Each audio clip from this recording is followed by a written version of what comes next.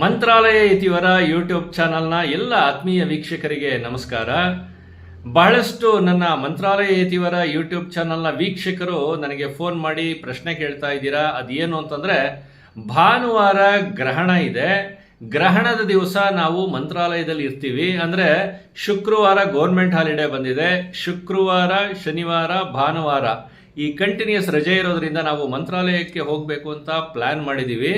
ಆದರೆ ಗ್ರಹಣ ಇರೋದ್ರಿಂದ ಮಂತ್ರಾಲಯದಲ್ಲಿ ರಾಯರ ಮಠ ತೆಗೆದಿರುತ್ತಾ, ದಯವಿಟ್ಟು ತಿಳಿಸಿ ಅಂತ ಕೇಳ್ತಾ ಇದ್ದೀರಾ. ಖಂಡಿತವಾಗ್ಲೂ ಗ್ರಹಣದ ದಿವಸ ಮಂತ್ರಾಲಯದಲ್ಲಿ ರಾಯರ ಮಠ ತೆಗೆದಿರುತ್ತೆ. ಯಾಕೆ ಅಂದರೆ ಗ್ರಹಣ ಇರೋದು ಭಾನುವಾರ ರಾತ್ರಿ. ಆದ್ದರಿಂದ ಬೆಳಗ್ಗೆ ಎಲ್ಲ ರಾಯರ ಮಠದಲ್ಲಿ ವಿಶೇಷವಾದಂಥ ಹೋಮಗಳು ನಡೀತಾ ಇರುತ್ತೆ. ಆದ್ದರಿಂದ ಯಾರು ಭಾನುವಾರ ಮಂತ್ರಾಲಯದಲ್ಲಿ ಇರ್ತೀರಾ ಅಂಥವರು ಹೋಮದಲ್ಲೂ ಕೂಡ ಅಲ್ಲಿ ಭಾಗವಹಿಸ್ಬೋದು.